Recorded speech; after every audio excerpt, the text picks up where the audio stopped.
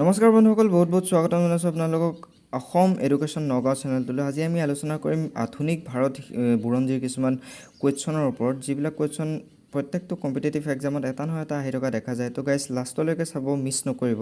তো গাইজ প্ৰথম কুৱেশ্যনটো হৈছে ভাস্কো দা গামা ভাৰতলৈ কেতিয়া আহিছিলে? ইয়াৰ উত্তৰ হ'ব 1498 চনত আহিছিলে। ভাস্কো দা গামা ভাৰতৰ প্ৰথমে কোনটো বন্দৰত উপস্থিত হৈছিল? ইয়াৰ উত্তৰ হ'ব কেৰেলাৰ কলিকট বন্দৰত। কুৱেশ্যন নম্বৰ 3, ফ্ৰান্সিস্কো দা আলমিডা কোন দেশৰ ভাইচৰয় আছিল? ইয়াৰ উত্তৰ হ'ব পৰ্তুগালৰ ভাইচৰয় আছিল। আদিল শ্বাহ ক'ৰ শাসক আছিলে? ইয়াৰ উত্তৰ হ'ব বিজাপুৰ। তো গাইছ এইটো কুৱেশ্যন এবাৰ আছাম ৰিক্ৰুইটমেণ্ট 26,000 পোষ্টৰ এক্সামত থাৰ্ড গ্ৰেডৰ এক্সামতো আহিছিলে এইটো, যে আদিল শ্বাহৰ টম ক'ত অৱস্থিত? তো গাইছ অপশ্যনত আছিলে বিজাপুৰ আছিলে। তো গাইছ বিজাপুৰ শুদ্ধ হ'ব। তো গাইছ কুৱেশ্যন নম্বৰ 5, পৰ্তুগালীসকলে ভাৰতৰ ক'ত প্ৰথমে বেপাৰীক কুঠি স্থাপন কৰিছিলে? তো গাইছ ইয়াৰ উত্তৰ হ'ব কোচিনত স্থাপন কৰিছিল। তো গাইছ নেক্সট কুৱেশ্যনটো হৈছে কুৱেশ্যন নম্বৰ 6, ডাচ্চসকলে ভাৰতত ক'ত প্ৰথমে বেপাৰীক কুঠি স্থাপন কৰিছিলে? তো ইয়াৰ উত্তৰটো হ'ব মুছলিপট্টনমত কৰিছিলে। কোনখন যুদ্ধৰ পিছৰ পৰা ভাৰতত ডাচ্চসকলৰ আধিপত্যৰ পতন ঘটিছিলে? ইয়াৰ উত্তৰ হ'ব বেদ্ৰাৰ যুদ্ধ। আৰু বেদ্ৰাৰ যুদ্ধ কিমান চনত হৈছিলে? 1759 চনত হৈছিলে, মনত ৰাখিব গাইছ। জাহাংগীৰৰ দৰবাৰলৈ যোৱা প্ৰথম ইংৰাজ জেনেৰেলজনৰ নাম কি আছিলে? ইয়াৰ উত্তৰ হ'ব কেপ্টেইন হকিন্স। কোনজন ৰজাই ইংৰাজসকলক ভাৰতত বেপাৰ কৰিবৰ বাবে অনুমতি দিছিলে? ইয়াৰ উত্তৰ হ'ব ফাৰুকছিয়াৰে দিছিলে। তো গাইছ কুৱেশ্যন নম্বৰ 10 হৈছে পলাশী যুদ্ধ কেতিয়া হৈছিলে? পলাশী যুদ্ধ কেতিয়া হৈছিলে? 1757 চনত হৈছিলে।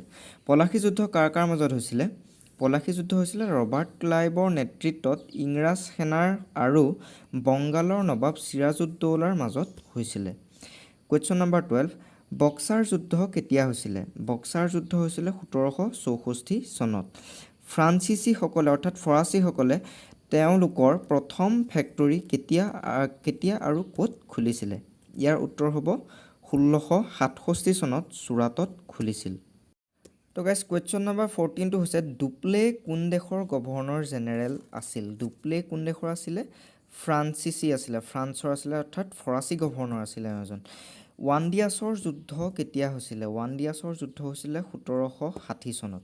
ৱানডিয়াছৰ যুদ্ধ কাৰ কাৰ মাজত হৈছিল? ৱানডিয়াছৰ যুদ্ধ হৈছিল ব্ৰিটিছ আৰু ফ্ৰান্সিচীসকলৰ মাজত হৈছিলে। ভাৰতত ব্ৰিটিছ ইষ্ট ইণ্ডিয়া কোম্পানী কেতিয়া গঠন কৰা হৈছিলে? ইয়াৰ উত্তৰ কি হ'ব? ইয়াৰ উত্তৰ হ'ব 1616 চনত হৈছিলে। তো গাইছ কুৱেশ্যন নম্বৰ 18 হৈছে ভাৰতত ডেনিছ ইষ্ট ইণ্ডিয়া কোম্পানী কেতিয়া গঠন কৰা হৈছিল? ইয়াৰ উত্তৰ হ'ব 1616 চনত। কুৱেশ্যন নম্বৰ 19, ভাৰতত ডাচ্চ ইষ্ট ইণ্ডিয়া কোম্পানী কেতিয়া গঠন কৰা হৈছিলে? ইয়াৰ উত্তৰ হ'ব 1602 চনত। ভাৰতত ফ্ৰান্সিছ ইষ্ট ইণ্ডিয়া কোম্পানী অৰ্থাৎ ফৰাচী ইষ্ট ইণ্ডিয়া কোম্পানী কেতিয়া গঠন কৰা হৈছিলে? ইয়াৰ উত্তৰ হ'ব 1664 চনত। তো গাইছ আজিৰ ভিডিঅ'টোত ইমানেই। নেক্সট এটা ভিডিঅ'ত আকৌ লৈ আহিম এনেধৰণৰ কিছুমান ইনফৰ্মেটিভ কুৱেশ্যন। তেতিয়ালৈকে মই আপোনালোকৰ পৰা বিদায় লৈছোঁ। জয় হিন্দ, জয় অসম।